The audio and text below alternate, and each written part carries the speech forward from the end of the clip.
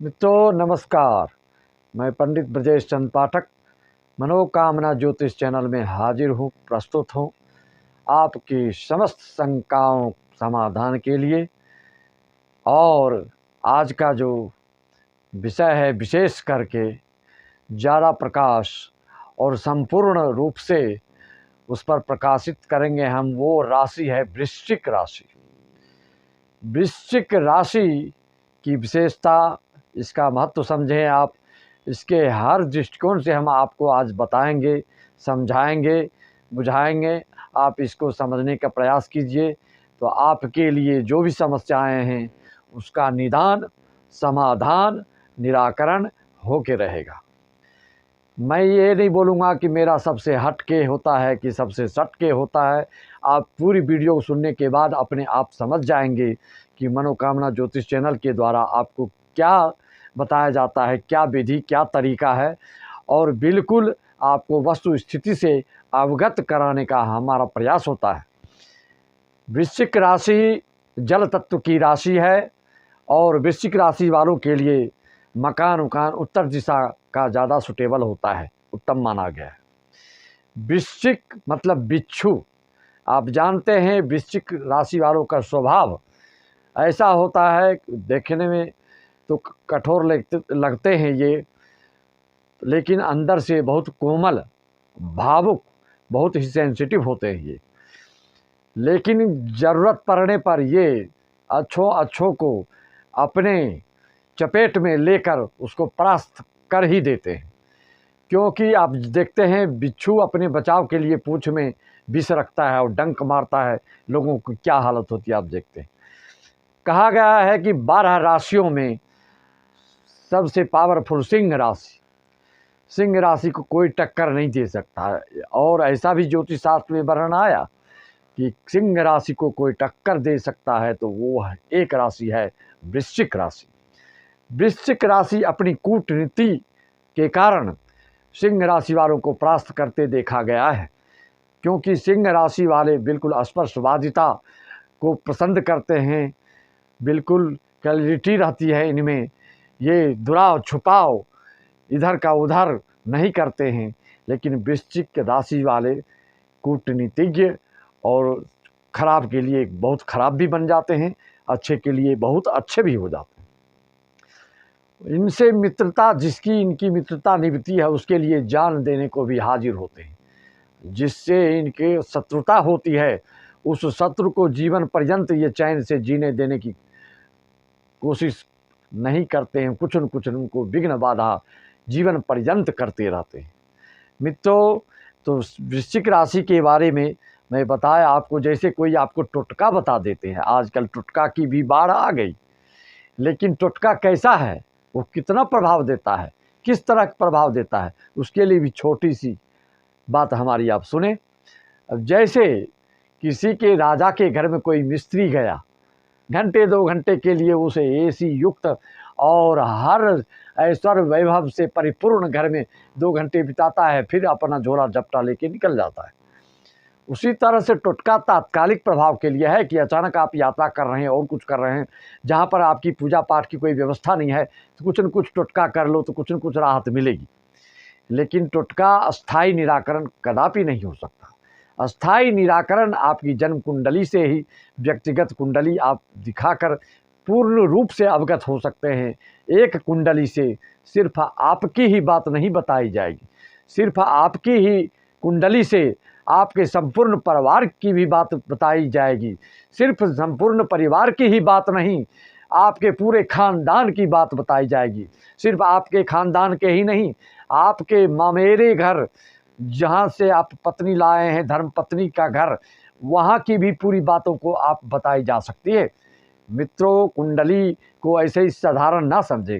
कुंडली को इसलिए दर्पण कहा गया। लोग गुस्से में आता है तो क्या बोलते हैं कि मैं तुम्हारी कुंडली जानता हूँ। कुंडली का तात्पर्य है सिर से नख तक आपकी सिर पूरी बातों को वो बता सकता है और समझ सकता है। आपकी खानदानी बात को, आप खानदानी रोग को, आपके खानदानी संस्कार संस्कृति को, हर चीज़ को बताने में कुंडली सक्षम है। ज़रूरत है वैसे ज्योतिषी की, जो कि आपको हर चीज़ को बताने में वो 100% खरे ना उतरे तो कम से कम 80-90% वो ज़रूर ही बता देंगे। किसी को विश्वास ना हो, किसी को अगर इस तरह से आश्चर्यचकित हो रहे हों तो अपनी डेट ऑफ बर्थ, टाइम, जिला, नाम आदि भेजें और मात्र जहां लोग हज़ारों लेते हैं 1100 रुपये में आपको संपूर्ण परिवार की एक ही कुंडली सी बताई जाएगी। मेरे से जो भी संपर्क साध रहे हैं प्रतिदिन, वो मौखिक रूप से 201 रुपये वो है, तात्कालिक चीज़ जानना चाहते हैं हम बता देते हैं। लेकिन जब एक ही कुंडली का मैं वर्णन करूंगा तो हो सकता है आप घंटों मेरा समय ले सकते हैं, क्योंकि कुंडली से हर बात बताई जा सकती है। मैंने कईयों को देखा है कुंडली से हर चीज़ बताने लगता हूं तो बोलते हैं कि मेरी कुंडली से ये सब कहाँ से लाते हैं। भाई, आप ही की कुंडली से हर बात बताई जा सकती है। अगर घर में आपकी कुंडली नहीं है तो आप अपने बच्चे की कुंडली दो, आपके बच्चे की कुंडली नहीं है तो आप अपनी कुंडली दे दो, लेकिन उसी कुंडलियों से हम हर बात बताने की कोशिश, प्रयास करता हूं और हमको पूर्ण रूप से इसमें सफलता प्राप्त होती है और आप संतुष्ट होते हैं। ये मेरा अभिमान नहीं, ये मेरा अहंकार नहीं, ये मेरा घमंड नहीं, ये मेरा स्वाभिमान है, क्योंकि आज तक मैंने जिसको जिस तरह से बताने का प्रयास किया वह व्यक्ति संतुष्ट हुआ। कोई कोई व्यक्ति का स्वभाव ही, नेचर ही ऐसा होता है कि सही चीज़ को बताने के बावजूद भी नहीं करते हैं, लेकिन अंतरात्मा से उस चीज़ को स्वीकारते रहते हैं। यह हमको उनकी वाणी से, उनके भाव भंगिमा से तुरंत एहसास हो जाता है। तो मित्रों, तो वृश्चिक राशि के बारे में मैं यही कह रहा था कि टोटका से कदापि आपकी समस्या का समाधान नहीं होगा। अस्थायी निराकरण के लिए आपको उसकी जो उपाय है, जो भृगु संहिता, जो पराशर संहिता, जो सामुद्रिक शास्त्र, जो अंक शास्त्र, अनेक जो ऋषि मुनियों ने जो मार्गदर्शन दिया है, उन्हीं के मार्गदर्शन पर चलकर आप विषम से विषम परिस्थिति में जो अगर फंसे हैं तो उससे आप पार हो सकते हैं, उससे आप उद्धार हो सकते हैं, उससे आप निजात पा सकते हैं। तो मित्रों, जैसे कई लोगों ने हमसे प्रश्न किया, महाराज, गुरुजी, ज्योतिषी जी, आप ये बताइए कि एक ही समय में, आप ध्यान से सुनिए, जैसे ये बताने की बात नहीं है, इसी वीडियो के सुन के लोग बोलते हैं आपका वीडियो वायरल क्यों होता है। जिस प्रश्न का मैं उत्तर दूंगा आप किसी भी वीडियो में ढूंढ लीजिए, आपको कदापि नहीं मिलेगा। एक ही समय में जन्मे बच्चे अलग अलग कैसे हो जाता है।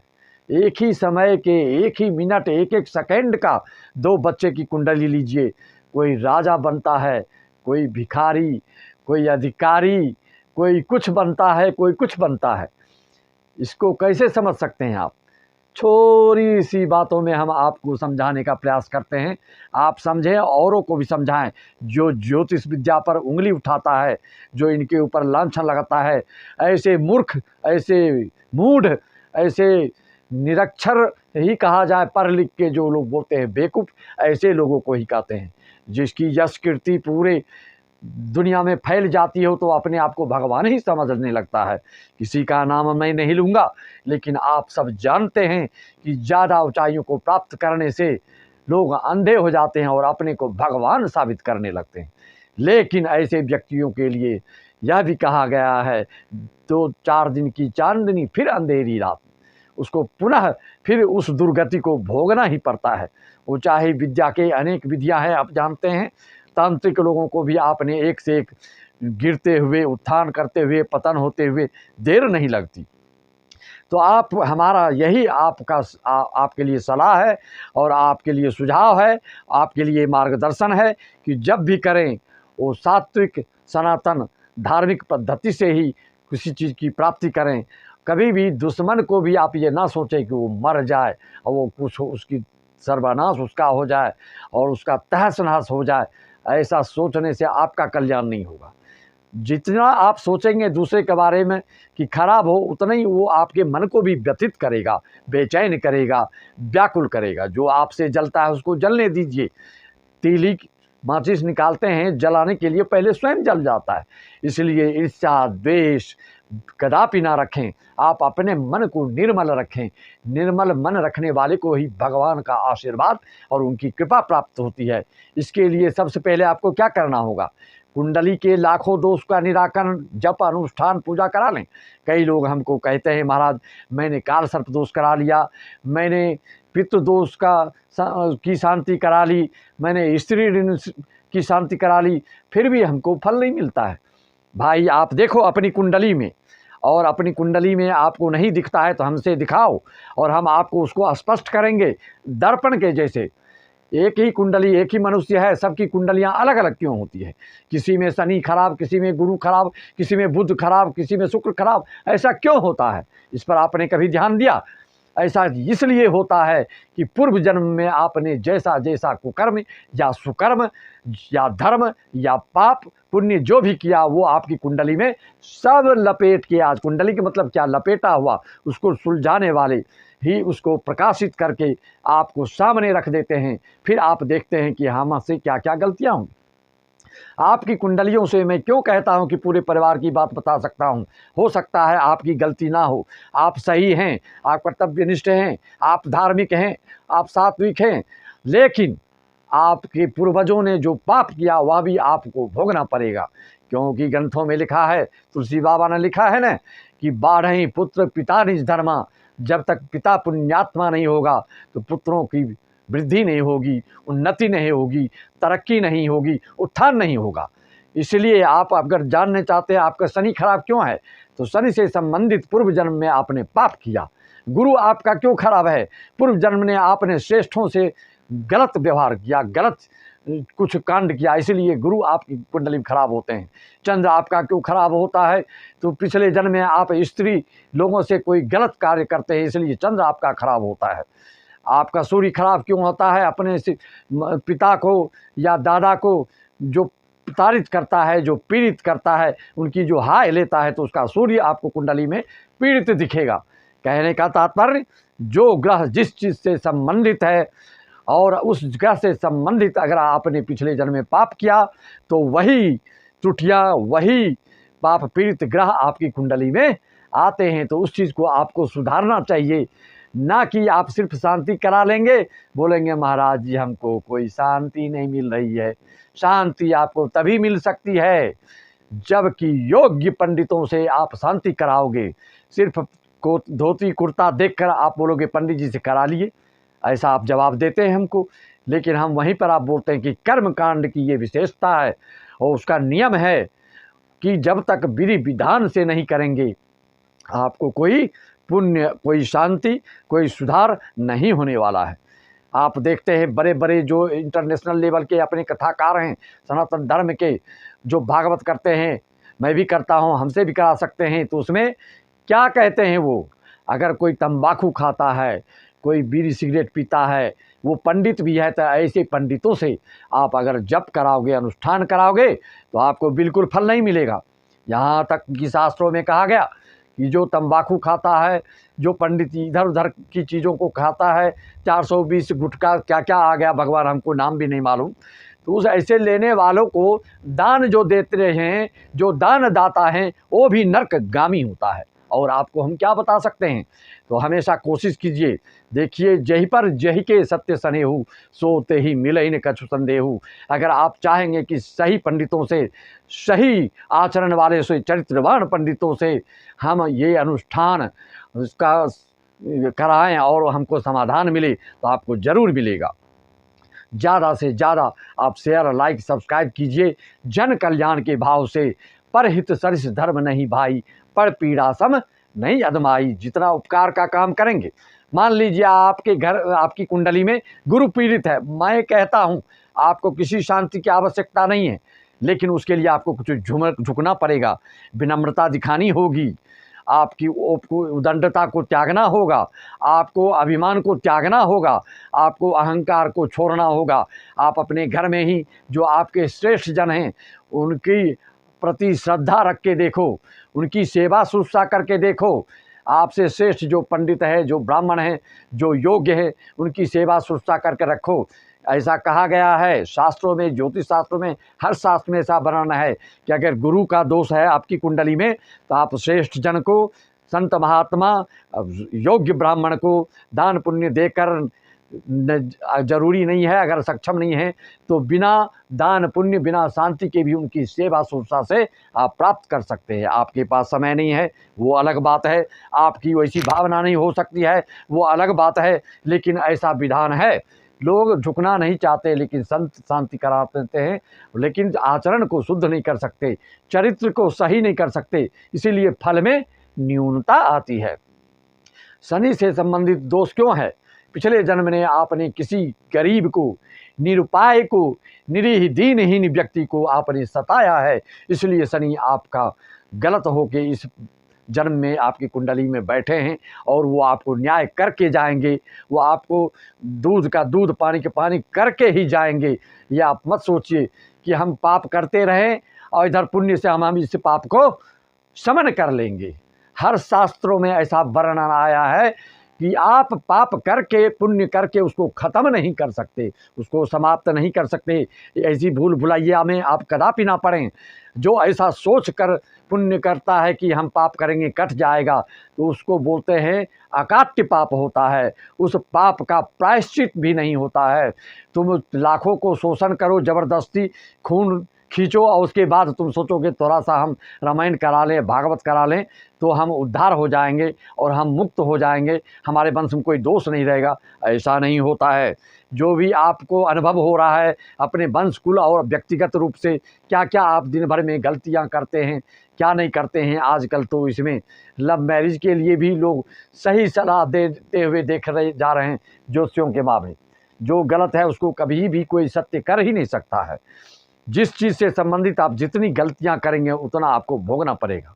मित्रों, वृश्चिक राशि वालों के लिए गुप्त रोग ज़्यादा होते हैं, इनकी सांसारिकता से ज़्यादा लगाव होता है, इसलिए इनको गुप्त रोग ज़्यादा पकड़ते हैं। हृदय रोग होता है, पेट से संबंधित तो रोग इनको होता ही होता है, और मन मस्तिष्क से संबंधित इनको ज़्यादा आप इलाज में देखोगे मनोवैज्ञानिक दृष्टिकोण से, तो ऐसे लोग विक्षिप्त जल्दी होते हैं अगर इनकी मन की कामना पूरी ना हो तो। इसलिए आप अपने मन मस्तिष्क को स्वस्थ रखने की कोशिश करिए और आपके जो इष्ट देव हैं, जो कुल देवी देवता हैं, उनको पकड़िए, जड़ को पकड़िए, मूल को पकड़िए।